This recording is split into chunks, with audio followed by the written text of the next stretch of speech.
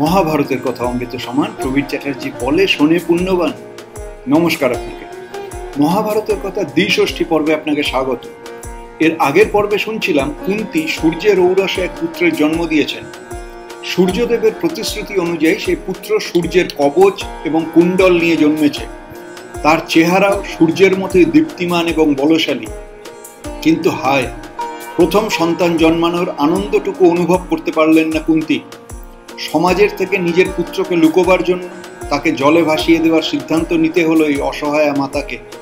নিজের একান্ত পরিচারিকার সাহায্যে শিশুপুত্রকে এক বেতের পেটিকায় বন্ধ করে অশ্ব নদীর জলে ভাসিয়ে দিলেন কুন্তী। অন্তরিক্ষের সমস্ত দেবতাদের কাছে প্রার্থনা করলেন পুত্রের জীবনের জন্য। বারে বারে প্রতিজ্ঞা করলেন পুত্র যেখানেই থাকুক তার কবচ কুণ্ডল দেখে একদিন তাকে ঠিকই চিনে নেবেন তিনি। শিশুকে নিয়ে বেতের পেটিকা ভাসতে ভাসতে এগিয়ে চলল অজানার দিকে। এবার আমরা যে নগরীর কথা বলবো তার নাম চম্পা নগরী। হস্তিনাপুর কিংবা মথুরার মতো এই নগরীর তত সুনাম নেই। ভারতবর্ষের যেসব জায়গায় আর্যরা সুপ্রতিষ্ঠিত সেই রকম কোনো প্রদেশের মধ্যেও এই নগরীর নাম নেই। যে দেশের মধ্যেই ছোট্ট নগরীটির উপস্থিতি, আর্য ভূখণ্ডের প্রাজ্ঞ পুরুষেরা সে দেশটিকে রীতিমতো ঘৃণার চোখে দেখেন। দেশটার নাম অঙ্গ। অঙ্গ হলো এখনকার মুঙ্গের এবং ভাগলপুর অঞ্চল। উত্তর দিকে কোশি নদী পর্যন্ত এবং পূর্ণিয়া জেলার পশ্চিম দিকটা ছিল অঙ্গভূমির মধ্যে। এই অঙ্গরাজ্যের মধ্যেই একটা ছোট্ট শহর হলো চম্পানগরী। চম্পানগরী গড়ে উঠেছে চম্পা নদীকে কেন্দ্র করে। ছোট নদী চম্পা গিয়ে পড়েছে গঙ্গায়।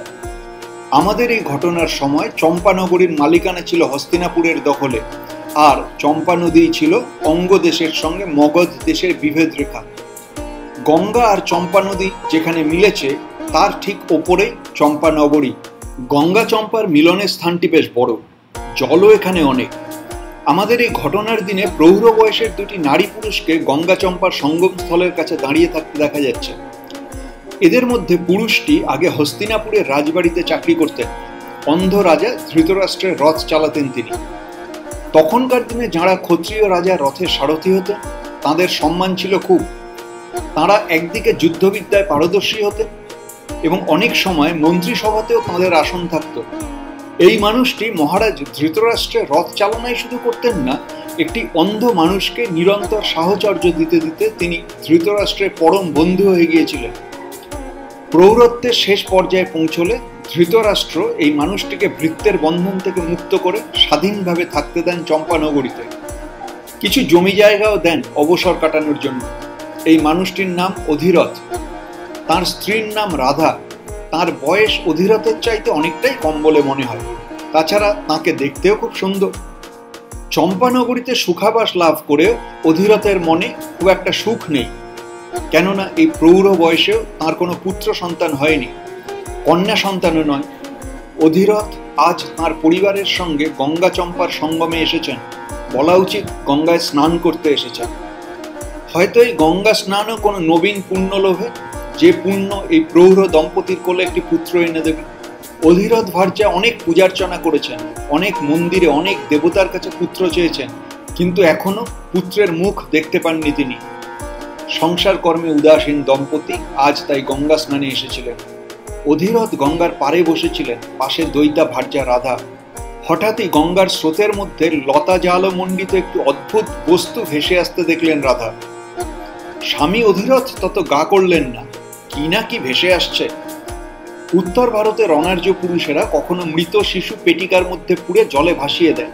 তার মধ্যে পেটিকাটির ওপরে একটু একটু লতা জাল বিছানো থাকলেও পেটিকাটির গায়ে অনেক সিঁদুর মাখানো আছে।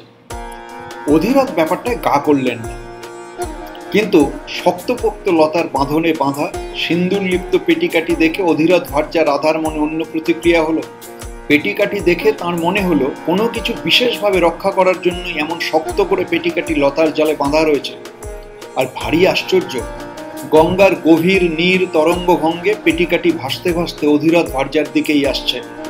মহাভারতের কথা অমৃত সমান প্রবীর চ্যাটার্জি বলে শোনে পুণ্যবান। আপনাকে জানিয়ে রাখি, আমি শুধুই কথক ঠাকুর নই, আমি একজন মিড লাইফ ট্রান্সফরমেশন কোচ। আমার মিশন হলো 1,40,000 পুরুষকে জীবন বদলাতে শেখানো। সেই কাজ সংক্রান্ত আমার অন্য ইউটিউব চ্যানেলের ভিডিও দেখুন, ট্রান্সফর্মিং লাইভ নামের ফেসবুক গ্রুপ জয়েন করুন। মিড লাইফ মানে ক্রাইসিস নয়, মিড লাইফ মানে ট্রান্সফরমেশন। অদম্য কৌতূহলে গঙ্গার কূলে স্বল্প জলে দাঁড়িয়ে রাধা একটু একটু করে জল টানতে লাগলেন নিজের দিকে। পেটিকাটি অনুকূল আকর্ষণে আস্তে আস্তে রাধার হাতের মধ্যে এসে পৌঁছল। রাধা সযত্নে পেটিকাটি ধরলেন। এবার ইঙ্গিত করে তিনি অধীরথকে ডাকলেন পেটিকাটি খোলার জন্য। অধীরথ তবু গা করলেন না।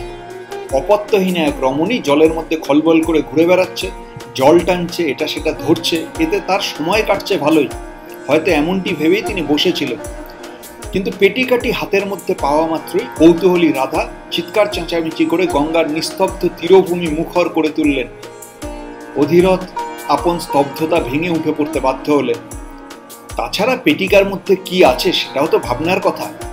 যদি বিষদিগ্ধ সর্প থাকে, ধনরত্ন থাকে, যদি সিংহাসনচ্যুত কোনো রাজার গোপন নথিপত্র থাকে, তবে দুশ্চিন্তার কারণ হয়ে উঠবে। অধীরথকে তাই উঠতেই হলো। অধীরথ জল সরিয়ে পেটিকাটি তুলে পেটিকাটি গঙ্গার তীরভূমিতে নিয়ে এলেন। এরপর একটি লৌহ শলাকা জোগাড় করে পেটিকাটির ঢাকনিটি খুলতেই দেখলেন সযত্নে শায়িত রয়েছে একটি জীবন্ত শিশু। অধীরথ অবাক বিস্ময়ে তাকিয়ে রইলেন শিশুর দিকে। এমন সুন্দর একটি শিশুর ছবি তাঁর কল্পনাতেও ছিল না।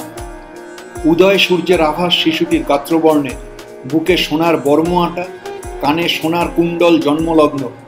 অধীরথ এবং তাঁর স্ত্রী রাধা বিস্ফারিত চোখে হাঁ করে খানিকক্ষণ তাকিয়ে রইলেন অপূর্ব শিশুটির দিকে।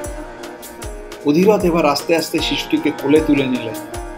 অনপত্যা দৈতা পত্নীকে সাদরে বললেন, আমার জন্ম থেকে এমন আশ্চর্য ঘটনা কখনো চোখে দেখিনি। এই দেব শিশু আমাদের কোলে এসেছে। এই শিশু দেবতারা পাঠিয়ে দিয়েছেন আমাদের কাছে। আমাদের কোনো সন্তান নেই, ভগবান তাই নিশ্চয় সদয় হয়ে পুত্র দিয়েছেন আমাদের। দৈব প্রেরিত পুত্র লাভ করে পরম আপ্লুত অধীরথ পুত্রটিকে তুলে দিলেন পুত্রহীনা রাধার কোলে। দিব্যরূপী সেই পুত্রকে রাধা মানুষ করতে লাগলেন আপন পুত্রের মমতায়। সেই অশ্ব নদীর পাড়ে দাঁড়িয়ে যে রমণীর সৌভাগ্যের প্রতি ঈর্ষান্বিত হয়েছিলেন কুন্তী, সেই সৌভাগ্যবতী রমণী হলেন অধীরথ ভার্যা রাধা। কুন্তীর বেতসী পেটিকা অশ্ব নদী দিয়ে ভাসতে ভাসতে চর্মোন্নতি নদীতে এসে পড়েছিল। চর্মোন্নতি সেই পেটিকা বয়ে এনে ফেলেছিল যমুনায়। যমুনা থেকে সেই পেটিকা এসে পড়েছিল গঙ্গায়।